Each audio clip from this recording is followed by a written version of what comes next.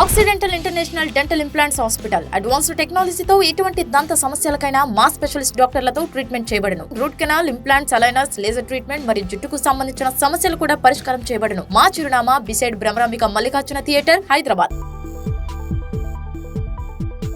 Hi everyone, this is doctor Madhuri, gum specialist. So ఈరోజు మనము dental infections కానీ, dental cavities కానీ, గమ్ ప్రాబ్లమ్స్ కానీ ఎలా ప్రివెంట్ చేసుకోవాలనేది డీటెయిల్గా మాట్లాడుకుందాం. నేను చెప్పే ఈ 18 స్టెప్స్ మీరు కనుక ఫాలో అయితే సో 99% మీకు డెంటల్ ప్రాబ్లం అనేది రాకుండా ఉంటుందన్నమాట. సో ఎట్లయితే భగవద్గీతలో 18 అధ్యాయాలు ఉంటాయో, ఈ 18 స్టెప్స్ కనుక మీరు ఫాలో అయితే మీ డెంటల్ హెల్త్ అనేది మీరు చాలా పర్ఫెక్ట్గా ఉంచుకోవచ్చు అనమాట. సో ఫస్ట్ థింగ్, బ్రష్ విషయానికి వస్తే ఎలాంటి బ్రష్ వాడాలి అంటే, ఏదైనా కానీ నార్మల్గా హెల్తీ పేషెంట్స్ అనేవాళ్ళు ఫ్లాట్గా ఉన్న సర్ఫేస్ ఉన్న బ్రష్ వాడాలి అనమాట. ఏదైతే ఆర్థో ట్రీట్మెంట్ చేయించుకుంటున్నారో వాళ్ళకి స్పెసిఫిక్గా ఆర్థో బ్రషెస్ అయిన దొరుకుతాయి. సో అలాంటి బ్రషెస్ వాడాల్సి వస్తుంది. సో ఎవరికైతే జ్ఞానదంతాలు సైడ్కి తిరిగి ఉంటాయో అలాంటి వాళ్ళకి ఒకవేళ ఈ పెద్ద హెడ్ కనుక పట్టకపోతే వాళ్ళు దీంతో పాటు ఒక స్మాల్ హెడ్ ఉన్న బ్రషెస్, అంటే చిన్నపిల్లల బ్రష్ కూడా దీంతో పాటు యూజ్ చేయాల్సి వస్తుంది. సో చాలామంది జ్ఞానదంతాలు, మేడం మాకు జ్ఞానదంతాలు అందట్లేదు, అందుకనే నా పళ్ళు పుచ్చిపోయాయని చెప్తా ఉంటారు. సో అలాంటి వాళ్ళు స్మాల్ బ్రిజిల్స్ యూజ్ చేయటం వల్ల ఆ జ్ఞానదంతాల వైపు ఫుడ్ లాడ్జ్మెంట్ ఉంటుందో అది దాంతో క్లియర్ చేయాలన్నమాట. అంటే ఒకసారి పెద్ద బ్రష్తో బ్రష్ చేసుకున్న తర్వాత ఏదైతే విజ్డమ్ టూత్ దాకా ఈ బ్రష్ అందట్లేదు అన్నప్పుడు స్మాల్ టూత్ బ్రష్తో క్లీన్ చేసుకుంటూ ఉండాలి. తర్వాత పేస్ట్. సో ఎటువంటి పేస్ట్ యూజ్ చేయాలి అంటే, జనరల్గా హెల్దీగా ఉన్న డెంటిషన్ వాళ్ళు సాల్ట్ ఉండాలి, లేకపోతే క్లవ్ ఉండాలి, లేకపోతే ఫ్లేవర్స్ ఉండాలి, ఫ్రెష్నెస్ ఉండాలి అనుకోకుండా normal plain white paste is the most preferable thing అనమాట. ఇలా కాకుండా సెన్సిటివిటీ ఉన్న వాళ్ళు, ఆ సెన్సిటివిటీ రీజన్ అన్అవాయిడబుల్, అంటే ఆ సెన్సిటివిటీ ఒక యంగ్ ఏజ్లో వచ్చింది అనుకోండి, ఆ సెన్సిటివిటీ రీజన్ అనేది ఫైండ్ అవుట్ చేయాలి. 160 క్రాస్ అయిన తర్వాత జనరలైజ్డ్గా సెన్సిటివిటీ ఉన్న వాళ్ళే సెన్సిటివిటీ టూత్పేస్ట్ వాడాలి. కానీ ఇప్పుడు కాలంలో 10 ఇయర్స్ నుంచి 50 ఇయర్స్ వరకు కూడా సెన్సిటివిటీ టూత్పేస్ట్ వాడుతున్నారు. సో అలా వాడటం వల్ల మీ ప్రాబ్లమ్ని మాస్క్ చేసిద్దండి ఆ పేస్ట్. సో మాస్క్ చేయడం వల్ల మీకు పెయిన్ ఉండకపోవటం వల్ల ఆ పన్ను ఇరిగినప్పుడు, లేకపోతే చీముగడ్డలు వేసినప్పుడు వస్తూ ఉంటారు.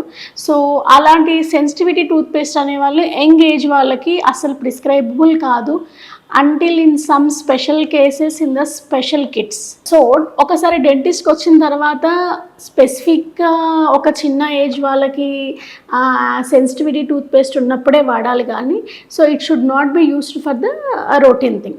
థర్డ్ పాయింట్ వచ్చేసి size of the paste what you apply. So ఎంత సైజ్ వాడాలి? ఒక చిన్నపిల్లలు అంటే రైస్ గ్రైన్ సైజ్ వాడాలి, పెద్దవాళ్ళు వచ్చేసి గ్రీన్ పీస్ అంత సైజే వాడాలి. ఫోర్త్ పాయింట్ వచ్చేసి how you apply the paste. So ఏదైతే మీరు పేస్ట్ తీసుకుంటున్నారో ఆ పేస్ట్ని బ్రిజిల్స్కి లోపలికి అప్లై చేసి దాని తర్వాత బ్రషింగ్ అనేది స్టార్ట్ చేయాలి. సో ఈ పేస్ట్ని కూడా మనం టూత్ అన్నిటికీ స్ప్రెడ్ చేయాలి ఫస్ట్, దాని తర్వాతే మనం అనేది బ్రషింగ్ స్టార్ట్ చేయాలన్నమాట. So fifth thing is how you brush. So చిన్నపిల్లలు వచ్చేసి Fones technique or circular technique use చేయాలి, పెద్ద పిల్లలు వచ్చేసి మోడిఫైడ్ బాస్ టెక్నిక్ యూస్ చేయాలి. సో దీని గురించి డీటెయిల్గా మా వీడియోలో ఉంటాయి, మీరు చూసుకోవచ్చు. చిన్నపిల్లలు అయితే సర్క్యులర్ మోషన్లో యూస్ చేయాలి, అదే పెద్దవాళ్ళు అయితే సర్క్యులర్ మోషన్స్తో పాటు 45 degrees యాంగులేషన్లో ఇంటర్డెంటల్గా ఉన్నదంతా క్లియర్ చేసుకుంటూ ఉండాలి. సో ఎవరైనా కానీ అప్ అండ్ డౌన్ అనేది చేయకూడదండి. సో మీరు చాలామంది గమనించండి, చాలామంది ఇళ్ళల్లో బ్రషింగ్ అనేది ఇట్లా అప్ డౌన్ చేస్తూ ఉంటారు. ఇట్లా అప్ డౌన్ చేయడం వల్ల ఏమవుతుంది అంటే, ఏదైతే ఫుడ్ ఇక్కడ అక్యుములేట్ ఉంటుందో మనమే ఇంటెన్షనల్గా ఆ ఫుడ్ని చిగురు లోపలికి పంపిస్తాము. ఆ చిగురు లోపలికి ఫుడ్ వెళ్ళినప్పుడు ఆ చిగురులో ఇన్ఫెక్షన్ లాగా అయ్యి చిగురులో వాపు వచ్చి ఇంకా పంటికి చిగురికి మధ్యలో గ్యాప్ వచ్చేసి అక్కడ బ్లీడింగ్ రావటము, తర్వాత పెయిన్ రావటము, గట్టి ఫుడ్ తినలేకపోవడం జరుగుతుంది. So definitely up and down motion of the brushing is Contra indicated. So 6th point వచ్చేసి సో ఒకవేళ డెంటల్ ప్రాబ్లమ్స్ ఫ్రీక్వెన్సీగా వస్తున్నాయి, క్యావిటీ ఎక్కువగా వస్తున్నాయి అన్న వాళ్ళు సో యాంటీ క్యావిటీ టూత్పేస్ట్ అనేది యూస్ చేస్తూ ఉండాలి. గమ్ ప్రాబ్లం ఉంటుందో గమ్ రిలేటెడ్ స్వెనిక్విల్ ఎలాంటి టూత్పేస్ట్ యూస్ చేయాలి.